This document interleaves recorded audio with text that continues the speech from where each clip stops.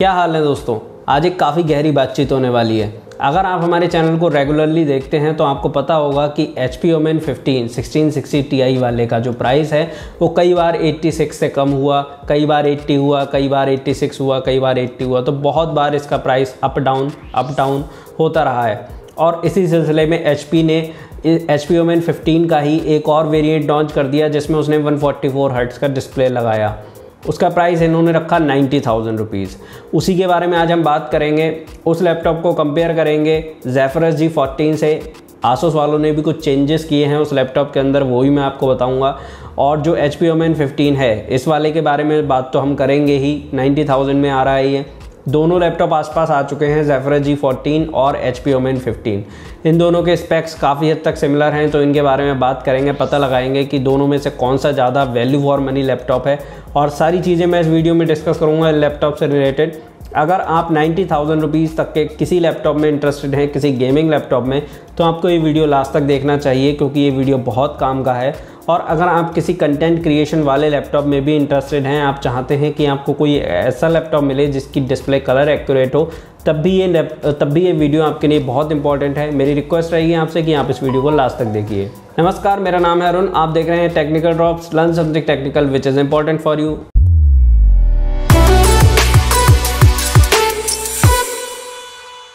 अगर अभी तक चैनल सब्सक्राइब नहीं किया है, सब्सक्राइब कर लीजिए, बेल आइकन प्रेस कर लीजिए। फ्यूचर में भी इस तरह के टेक्निकल वीडियोस मैं बनाता रहूँगा। बहुत सारे लैपटॉप्स के रिव्यूज़, कंपैरिजन आपको टाइम टू टाइम हमारे चैनल से मिलते रहते हैं, फ्यूचर में भी मिलते रहेंगे। सिलसिला कुछ ऐसा हुआ, जब मैंने Zephyrus G14 को पोस्ट किया कम्युनिटी पोस्ट में, तो कई लोगों ने ऐसा बोला कि HP Omen 15 को आप कंसिडर क्यों नहीं कर रहे हैं। HP Omen 15 क्या बुरा लैपटॉप है जो कि 144 हर्ट्ज़ वाला है। तो उसके बारे में कई सारे लोगों ने बोला कि यार उसे भी कंसीडर करो, इसके बराबर में रखो, इससे कंपेयर करो, बहुत सारी बातें। तो इस वीडियो में कंपैरिजन तो हो ही रहा है इन दोनों लैपटॉप का। अब मुझे एक बात ये समझ में नहीं आती कि आप लोग क्या करते हो ना, लैपटॉप उठा लेते हो और एक दो स्पेसिफिकेशन देख के ही उसको कंपेयर करना शुरू कर देते हो। CPU को CPU से कंपेयर करने लगते हो, GPU को GPU से कंपेयर करने लगते हो। तो मतलब लैपटॉप का कोई एक कंपोनेंट आप उठा लेते हो, उसे कंपेयर करने लगते हो दूसरे कंपोनेंट से। ऐसा नहीं होता है यार। दोनों लैपटॉप अलग अलग पर्सपेक्टिव के हिसाब से बने हुए हैं, अलग अलग बंदों को टारगेट करते हुए बने हुए हैं। तो ऐसा नहीं कर सकते हैं आप लोग कि सीधे सीधे एक लैपटॉप को दूसरे लैपटॉप से कंपेयर करने लगे।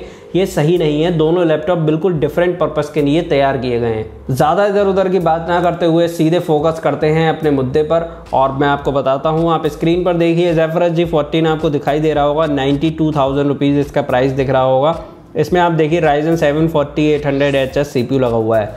अभी तक इस प्राइस में केवल हमें Ryzen 5 4600HS वाला लैपटॉप मिलता था, लेकिन इन्होंने Asus वालों ने प्राइस रिड्यूस किया है इस लैपटॉप का। Ryzen 7 दे रहे हैं ये Ryzen 5 के प्राइस में।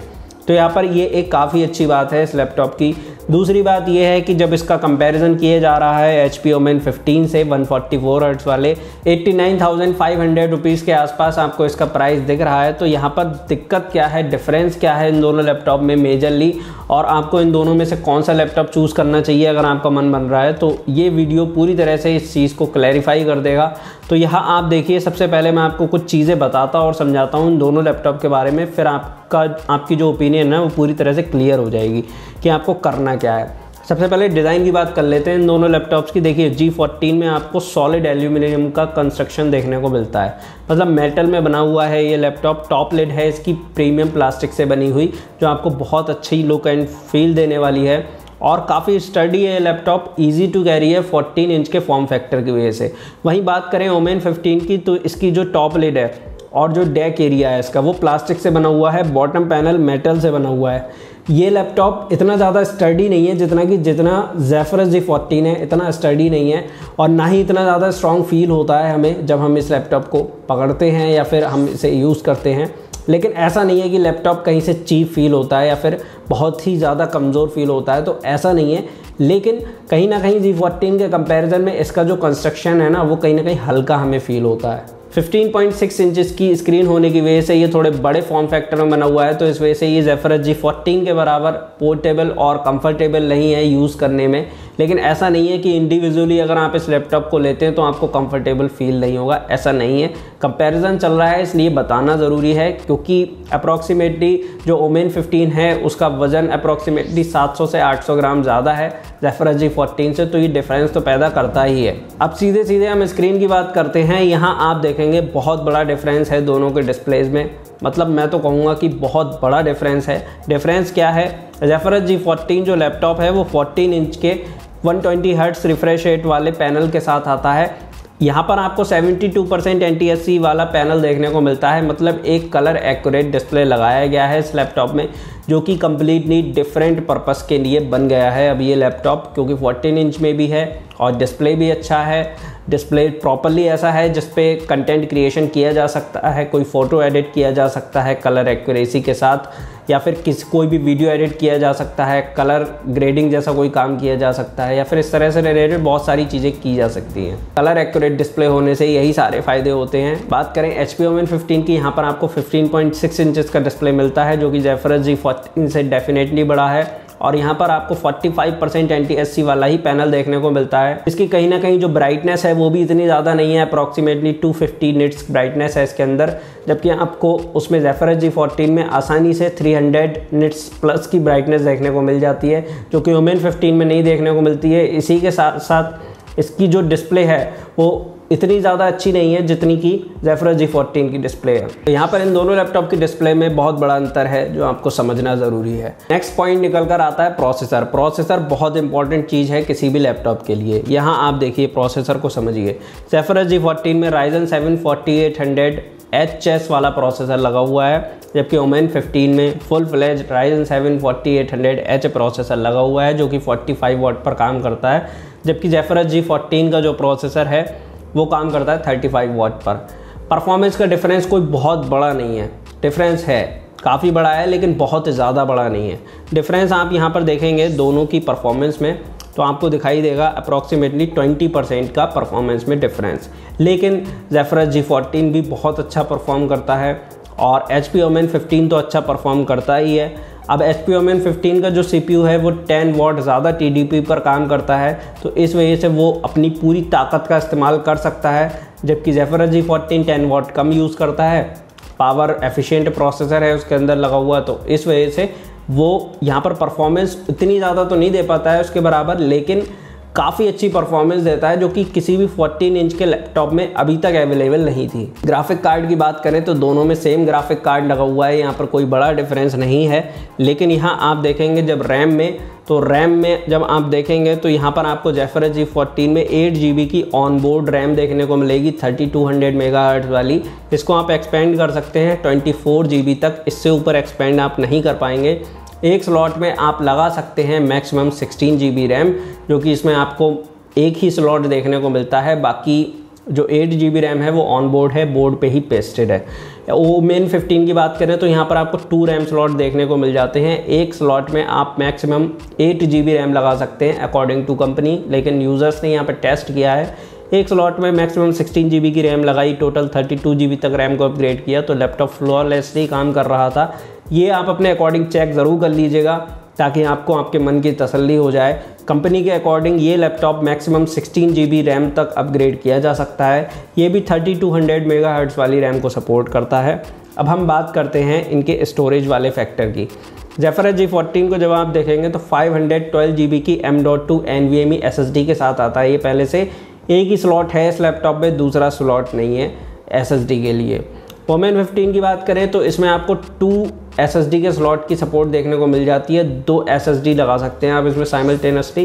पहले से लगी हुई आती है 512 GB की M.2 NVMe SSD। तो ये तो रही स्टोरेज की बात। अब दोस्तों बड़ा डिफरेंस पैदा होना शुरू होता है बैटरी से लेकर के।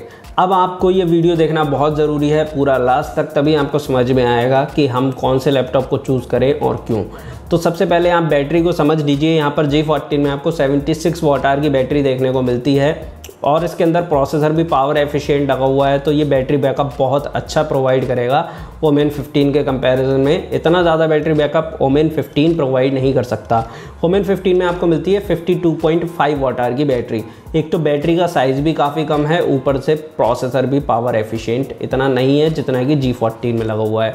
तो सबसे पहले तो डिफरेंस यहाँ पर पैदा हो जाता है। तो आपको जो ज़ेफिरस G14 है, अगर आप उसे सही से यूज़ करेंगे तो कम से कम आपको 7-8 घंटे का बैटरी बैकअप बहुत आसानी से मिल जाएगा उस लैपटॉप से, जो कि ओमेन 15 नहीं दे पाएगा। क्योंकि ज़ेफिरस G14 स्पेशली डिज़ाइन किया गया है कंटेंट क्रिएटर्स के लिए। अगर आप एक कंटेंट क्रिएटर हैं, प्राइमरी काम आपका किसी ना किसी तरह का कंटेंट क्रिएशन है, कलर एक्यूरेसी से रिलेटेड है, या फिर A to Z मैं तो कहूँगा कोई भी काम है, तो आप इस लैपटॉप को कंसीडर कर सकते हैं। गेमिंग आपका प्राइमरी टास्क नहीं होना चाहिए, हालांकि गेमिंग ये काफ़ी अच्छी करवा देगा आपको। 1615 Ti एंट्री लेवल एक GPU है, उसके साथ आता है, तो कोई बहुत अच्छी परफॉर्मेंस तो नहीं मिल पाएगी, क्योंकि अगर अच्छी परफॉर्मेंस इसमें नहीं मिलेगी तो ओमेन 15 में भी नहीं मिलेगी। अगर आपको ओमेन 15 में अच्छी परफॉर्मेंस चाहिए तो आपको 1660 Ti वाला ओमेन लेना पड़ेगा, और वही रिकमेंडेड है। इस वाले ओमेन को ख़रीदने का कोई मतलब नहीं बनता है। आप 90,000 रुपीज़ खर्च भी कर रहे हैं और 1650 Ti वाला ओमेन ले रहे हैं, जहाँ पर आपको एडिशनल सिर्फ और सिर्फ देखने को मिलता है एक अच्छा थर्मल सिस्टम और 144 हर्ट्ज का डिस्प्ले। ये तो आपको लीजन भी ऑफर कर देता है 80,000 रुपीज़ में। 80,000 में आप जानते होंगे लीजन आ रहा है Ryzen 7 वाला, बहुत शानदार थर्मल सिस्टम है उसका, 120 हर्ट्ज का डिस्प्ले है। तो यहाँ पर रिफ्रेश रेट थोड़ा सा कम है, लेकिन वो कोई बड़ा डिफरेंस पैदा करता ही नहीं है। आपको काफ़ी एन्जॉयबल जो है एक्सपीरियंस देखने को मिलेगा लीजन में। तो मैं आपको रिकमेंड करूंगा कि इस वाले लैपटॉप को ख़रीदने का कोई मतलब नहीं है, किसी भी एंगल से ये लैपटॉप वैल्यू फॉर मनी नहीं है। 90,000 रुपीज़ में आप सिर्फ और सिर्फ एक अच्छा प्रोसेसर तो ले रहे हैं, अच्छा थर्मल सिस्टम ले रहे हैं, लेकिन GPU मतलब गेमिंग लैपटॉप के हिसाब से ये सही नहीं रहेगा, और कंटेंट क्रिएशन तो ये वैसे ही नहीं करवा पाएगा, क्योंकि इसके अंदर कलर एक्यूरेट डिस्प्ले नहीं है, वो आपको मिलती है ज़ेफिरस G14 में। तो ज़ेफिरस G14 100% रिकमेंडेड है अगर आपको चाहिए ऐसा लैपटॉप जो आपकी ये सारी नीड्स को पूरा कर सके। ओमेन 15 नहीं कर सकता, मैं इसे डिनाई कर रहा हूँ, मैं आपको मना कर रहा हूँ इस लैपटॉप को लेने के लिए। ओमेन 15 अगर आपको चाहिए तो आप 80,000 वाला लीजिए, 1660 Ti वाला Ryzen 5 के साथ, वो ज़्यादा वैल्यू फॉर मनी है और बेटर लैपटॉप है। अब बात करते हैं थर्मल सिस्टम की, ये भी एक बहुत इंपॉर्टेंट फैक्टर है किसी भी लैपटॉप के लिए। तो ज़ेफिरस G14 का जो थर्मल सिस्टम है वो इसके प्राइस के अकॉर्डिंग ठीक है, और इसका जो फॉर्म फैक्टर है 14 इंच, एसस ने 14 इंच में इतना तगड़ा हार्डवेयर डाल दिया है, तो इस वजह से कहीं ना कहीं हीट को मैनेज करना काफ़ी मुश्किल था एसस के लिए, इसीलिए इन्होंने प्रोसेसर की भी TDP कम की है। लेकिन इस प्राइस के अकॉर्डिंग ये लैपटॉप बिल्कुल अच्छा परफॉर्म करता है, कोई दिक्कत नहीं आती है, लॉन्ग रन में भी आपको कोई दिक्कत नहीं आएगी, क्योंकि लैपटॉप जो है बनाया ही इस तरह से गया है, और क्योंकि मेटल कंस्ट्रक्शन में आता है तो इस वजह से हीट डिसिपेशन बहुत अच्छा होता है। लॉन्ग टर्म रन में यूज़ करेंगे आप इस लैपटॉप को, दिक्कत नहीं आएगी, लैपटॉप आसानी से कूल हो जाता है। हालांकि बॉडी मेटल की है तो इस वजह से थोड़ा हॉट फील होगा, लेकिन वो कोई दिक्कत वाली बात नहीं है, बिल्कुल नॉर्मल बात है। वहीं बात करें ओमेन 15 की, इसके थर्मल सिस्टम पे आपको कोई डाउट नहीं होना चाहिए, इसका थर्मल सिस्टम बहुत अच्छा है। लेकिन अगेन एंड अगेन मैं वही बोल रहा हूँ कि 144 हर्ट्ज वाला 90,000 में लैपटॉप बिल्कुल भी वैल्यू फॉर मनी नहीं है, तो ये बाय करने के लायक भी नहीं है। फिर भी अगर आप इन दोनों में से किसी भी लैपटॉप में इंटरेस्टेड हैं तो इनके लिंक आपको वीडियो के डिस्क्रिप्शन में मिल जाएंगे। अगर आप उन लिंक से शॉपिंग करते हैं तो आप हमारे चैनल को सपोर्ट कर पाएंगे, हम फ्यूचर में और अच्छा कंटेंट क्रिएट कर पाएंगे। लगातार मैं आपको लैपटॉप से रिलेटेड कंटेंट प्रोड्यूस करके देता हूं, आप लोग काफ़ी पसंद करते हैं। थैंक यू सो मच इतना प्यार देने के लिए। मिलते हैं आपसे अपने नेक्स्ट वीडियो में किसी शानदार टॉपिक के साथ, अच्छे लैपटॉप की एनालिसिस एंड रिव्यू के साथ। तब तक के लिए नमस्कार, जय हिंद।